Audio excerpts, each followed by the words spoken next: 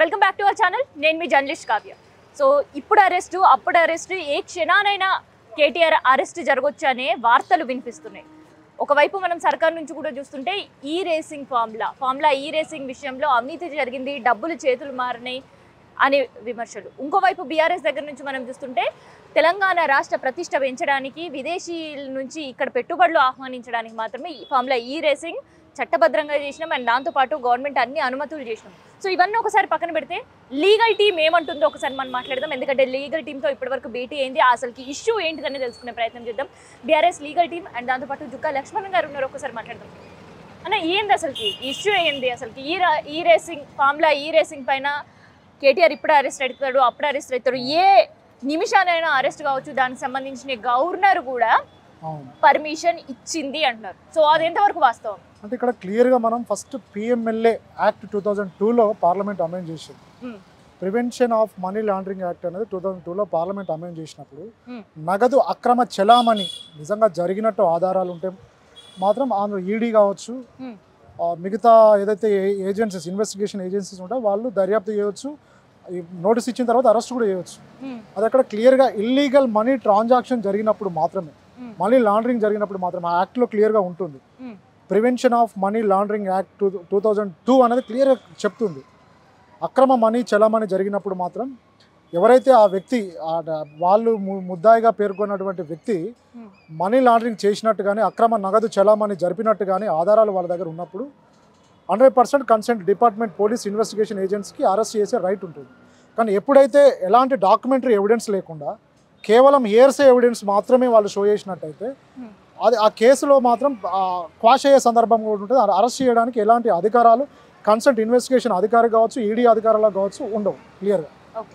So నిన్న మొన్నటి వరకు క్రితం వరకు కూడా కేటీఆర్ గారు లీగల్ టీంతో భేటీ అయ్యారు, దానిపైన ఒక చర్చ జరిపినరు అన్నారు, అది వాస్తవమేనా? అంటే ఇక్కడ కేటీఆర్ గారు మాతో general legal discussion BRS party legal కేసులు మేము చేస్తున్నాము. నిన్న మొన్న అయితే మా టీంతో ఏం డిస్కషన్ దీని గురించి తను మాట్లాడలేదు.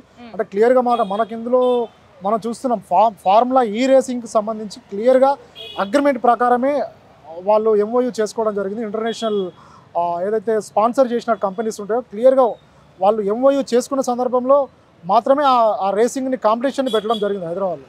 అందులో ఎక్కడ కూడా మనీ లాండరింగ్ జరిగినట్టు ఎలాంటి 1% ఆధారాలు కూడా లేవు. నాకు తెలిసి వాళ్ళు క్రియేట్ చేస్తే తప్ప ఇప్పటి వరకు కేటీఆర్ గారు మనీ లాండరింగ్ చేసినట్టు ఎలాంటి ఆధారాలు వాళ్ళ దగ్గర ఇప్పటి వరకు కనబడట్లేదు మన దగ్గర. ఓకే. సో మనీ లాండరింగ్ ఈ కేసులో లేదు అంటుందా? అంటే ఇక్కడ ఏదైతే ఫార్ములా ఈ రేస్కు సంబంధించి మనీ లాండరింగ్ జరిగినట్టు ఎలాంటి ఆధారాలు ఇప్పుడు మనకు పబ్లిక్ కూడా అర్థమవుతున్నది. క్లియర్గా కేటీఆర్ గారు పబ్లిక్ మీటింగ్లో ప్రెస్ కాన్ఫరెన్స్లో చెప్పడం జరిగింది. ఎక్కడ కూడా నేను అక్రమంగా కావచ్చు, ఇల్లీగల్గా కావచ్చు ఈ రేస్ని మేము జరపలేదు, లీగల్గా జరిపాము. హెచ్ఎండిఏ పరిధిలో అదే ఇంటర్నేషనల్ స్పాన్సర్షిప్ చేసినటువంటి ఏదైతే ఫార్ములా రేస్ ఈవెంట్ కంపెనీస్ ఉంటాయో వాళ్ళతో హెచ్ఎండిఏకి క్లియర్గా అగ్రిమెంట్ ఎంఓయూ జరిగింది. ఎంఓయూ జరిగినప్పుడు మాత్రం మనీ లాండరింగ్ అనే యాక్ట్ అట్రాక్ట్ కాదు. అది మేము అడ్వకేట్స్గా లీగల్ టీమ్గా మేము డిఫెండ్ చేయబోతుంటాం ఒకవేళ అవుతే ఏమన్నా అలాంటి జరుగుతుంటే. ఓకే. అయితే ఇక్కడ ఒక్కసారి మనీ లాండరింగ్ కేసు ఒక్కసారి మనం పక్కన పెట్టి చూస్తే సెకండ్ ఆఫ్ టర్న్ ఎటువంటి అనుమతులు లేకుండా డైరెక్ట్ అమౌంట్ ట్రాన్సిషన్ అనేది జరిగింది. దానికి సంబంధించిన అనుమతులు ఎక్కడ కూడా తీసుకోలేదు. ఈవెన్ ఆర్బీఐ దగ్గర కూడా అనుమతులు తీసుకోని పరిస్థితులు ఉన్నాయి అని వినిపిస్తున్నాయి. అంటే మనం దేశవ్యాప్తంగా చూస్తున్నామండి. నేషనలైజ్ సంబంధించిన బ్యాంక్ ప్రతి బ్యాంక్ ఆర్బీఐ రూల్స్కి లోబడే బ్యాంకు విధులను కానీ డ్యూటీస్ ఆఫ్ బ్యాంకు రెగ్యులేషన్స్ అన్ని క్లియర్గా ఉంటాయి. అక్కడ బ్యాంకే ఆర్బీఐ పరిధిలో ఉన్నప్పుడు ఇంకా ఆర్బీఐ పర్మిషన్ అవసరమా లేదా అనేది ఆ పిఎంఎల్ యాక్ట్ అనేది క్లియర్గా చెప్తుందా? అదొక న్యూస్లో దాన్ని స్ప్రెడ్ చేస్తున్నారు అనేది మనకు అర్థం కాని విషయం. ఇక్కడ ఎంఓయూ జరిగిన మాట వాస్తవం, హెచ్ఎండిఏ ఇన్వాల్వ్ అయిన మాట వాస్తవం, గవర్నమెంట్ ఇన్వాల్వ్ అయిన మాట వాస్తవం. అదేవిధంగా దీంట్లో మహారాష్ట్ర గవర్నమెంట్ ఇన్వాల్వ్ అయింది, సెంట్రల్ గవర్నమెంట్ ఇన్వాల్వ్ అయింది, స్టేట్ గవర్నమెంట్ ఇన్వాల్వ్ అయింది. ఈ రేసింగ్ అనేది స్టేట్ బెనిఫిట్ కోసం, నేషనల్ బెనిఫిట్ కోసం, నేషన్ డెవలప్మెంట్ కోసం, నేషన్ని ప్రపంచంలో ఒక స్పోర్ట్స్ హబ్గా క్రియేట్ చేయడానికి మాత్రమే పెట్టిన రేస్ అనేది క్లియర్గా ఆ ఎంఓయూలో ఉన్నది. అదేవిధంగా దానికి సంబంధించిన చాలామంది బీజేపీ పార్టీకి సంబంధించిన వాళ్ళు కావచ్చు, సమ్ నేషనల్ పార్టీకి సంబంధించి ఇందులో ఇన్వాల్వ్ అవ్వడం జరిగింది. వాళ్ళు కూడా ఆ కాంపిటీషన్కి రావడం జరిగింది, దాన్ని చూడడం కూడా జరిగింది. అంటే దీని ద్వారా మనకు క్లియర్గా అర్థమవుతుంది అంటే ఈ స్టేట్ సెంట్రల్ రెండు కలిపి నిర్వహించినటువంటి ఈ రేసింగ్ ఇది దీంట్లో ఒకరు కేటీఆర్కి మాత్రం ఆపాదించడం అనేది కరెక్ట్ కాదు. కేటీఆర్ గారు ఐటీ మినిస్టర్గా ఉన్నారు, ఎక్కడ కూడా తను ఇల్లీగల్ మనీ ట్రాన్సాక్షన్ చేసినట్టు ఎక్కడ లేదు, ఆధారాలు లేకుండా వాళ్ళు అంటే కోర్టును కూడా తప్పుదోవ పట్టిస్తారనేది మనకు తెలియదు ఇప్పటివరకు. సింగిల్ డాక్యుమెంటరీ ఎవిడెన్స్ లేకుండా కేసు నమోదు చేస్తే మాత్రం అది లీగల్గా ఫర్దర్గా మేము దాని మీద యాక్షన్ తీసుకోబోతాం. అంటే ఎఫ్ఐఆర్ క్వాష్కి వెళ్తారా, అసలు ఏం చేస్తారు ఇన్ కేసు అంటే ఇంకా ఇప్పటివరకు దీంట్లో ఇప్పటివరకు ఎఫ్ఐఆర్ అయినట్టు ఎక్కడ ఆధారాలు లేవండి. నిజంగా కంప్లైంట్ ఇచ్చిండ్రా అనేది మనం పేపర్లో చూడడం వరకే మనకు తెలుస్తుంది, కానీ ఎక్కడ కూడా డాక్యుమెంటరీ ఎవిడెన్స్ అనేది ఇప్పటివరకు లేదు.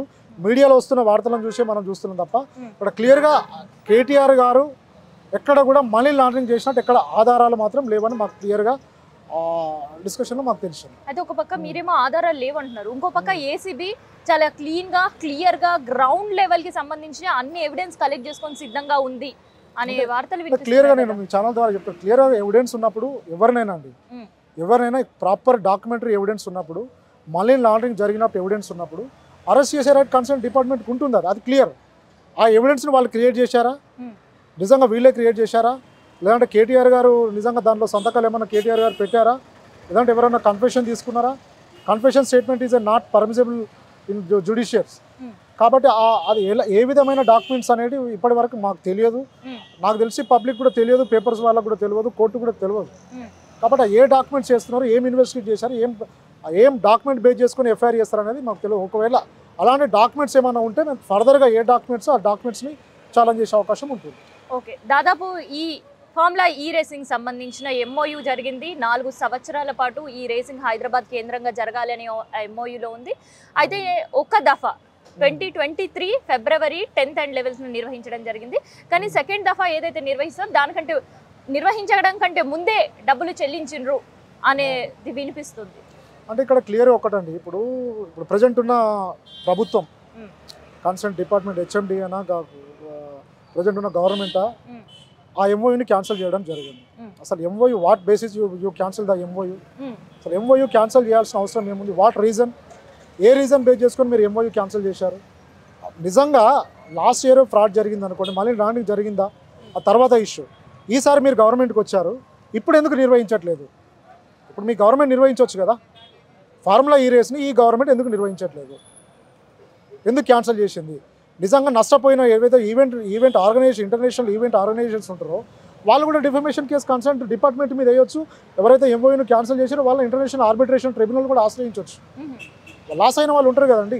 కేటీఆర్ గారు ఆ టైంలో ఈవెంట్ ఏదైతే ఫార్ములా ఈ రేస్ అనే గేమ్ ఇక్కడ పెట్టడం జరిగిందో అప్పుడు ఎవరు నష్టపోయినట్టు ఎక్కడ క్లియర్గా లేదండి. ఎవరు కూడా కోర్టును ఆశ్రయించలేదు. ఎవరు కూడా మేము ఈ రేస్ పెట్టడం వల్ల మాకు ఇంత నష్టం వచ్చిందని ఎవరు కోర్టులో కానీ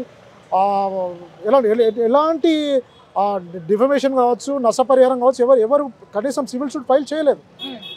నిజంగా కావాలని చేస్తున్నారా ఇది? ఫార్ములా ఈ రేస్ అనేది సెకండ్ టర్మ్ జరపాల్సింది పోయి, స్టేట్ బ్రాండ్ని పెంచాల్సింది పోయి, ఈవెంట్ని ఆర్గనైజ్ చేయాల్సింది పోయి, ఉన్న ఎంఓయూని క్యాన్సిల్ చేసి మరి క్యాన్సిల్ చేసి కొత్త నిజంగా అదే ఎంఓయూ క్యాన్సిల్ చేసిన తర్వాత మరి ఒక సెకండ్ అంటే కంటిన్యూషన్ ఆఫ్ ఎంఓయూ కావచ్చు, లేదంటే ఫ్రెష్ ఎంఓయూ మీరు క్రియేట్ చేసి తయారు చేసి ఆ ఎంఓయూలో మీరు ఎంటర్ అయ్యి మళ్ళీ ఈ రేస్ని మీరు ఎందుకు మీరు నిర్వహించలేదు అనేది ప్రజలకు అర్థమవుతుంది ఇప్పుడు.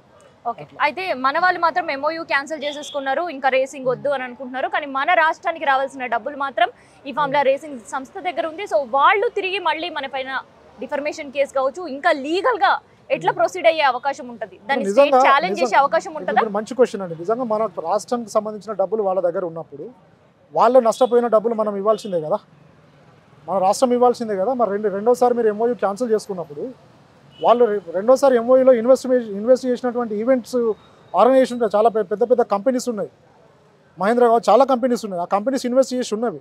మరి వాళ్ళకి ఎవరు ఇవ్వాలి నష్టపరిహారం? గవర్నమెంటే ఇవ్వాలి కదా. గవర్నమెంట్ ఇవ్వట్లేదు, అప్పుడు వాళ్ళు కూడా ఛాలెంజ్ చేస్తారు. నిజంగా వాళ్ళ దగ్గర మన అమౌంట్ వాళ్ళు ఇవ్వనప్పుడు రాబోయే సివిల్ కోర్టును ఆశ్రయించాలి government. Recovery of the so and so amount అని మీరు ఆశ్రయించినప్పుడు వాళ్ళు కూడా రిటర్న్ వాళ్ళకు కూడా నష్టపోయింది, వాళ్ళు కూడా సివిల్ సూట్ ఫైల్ చేస్తారు కదా. అట్లీస్ట్ ఆర్బిట్రేషన్ ట్రిబ్యునల్స్ కూడా వెళ్తారు, ఇంటర్నేషనల్ ఆర్బిట్రేషన్ వాళ్ళు ఆశ్రయిస్తారు. నాకు తెలిసి చేస్తున్నారేమో అని మాకు అర్థమవుతుంది. సో ఇది ఈ రేసింగ్ ఫార్ములాకు సంబంధించి కేటీఆర్ ఎప్పుడైనా అరెస్ట్ కావచ్చు అనే వార్తలు మనకు వినిపిస్తున్నాయి. దాదాపు 2 నెలలుగా ఇవే వార్తలు వింటూనే ఉన్నాం. అటు బీఆర్ఎస్ నుంచి కూడా కేటీఆర్ కావచ్చు, కవిత కావచ్చు, బీఆర్ఎస్ సంబంధించిన ఎమ్మెల్యేలు కావచ్చు, అరెస్ట్ చేస్తే అరెస్ట్ చేసుకొని మేము నిజంగా స్టేట్ కోసం మాత్రమే, అది కూడా కేవలం డెవలప్మెంట్ కోసం మాత్రమే ఈ రేసింగ్ ఫామ్లా నిర్వహించడం. అక్కడ ఎక్కడ కూడా డబ్బులు చేతులు మారలేవు, ప్రతి దానికి మా దగ్గర ఎవిడెన్స్ ఉంది అంటున్నారు. దాంతోపాటు లీగల్ టీం కూడా కేసు పెట్టిన వెంబటే ఎఫ్ఐఆర్ చేతికి అందిన వెంటనే దాంట్లో ఉండే ఎట్లాంటి కేసెస్ ఉన్నాయి, దాన్ని ఎట్లా తిప్పికొట్టాలి అనే దానిపైన కూడా సమగ్ర చర్చ అండ్ దాంతోపాటు సమావేశమై సిద్ధంగా ఉంది బీఆర్ఎస్ లీగల్ టీం.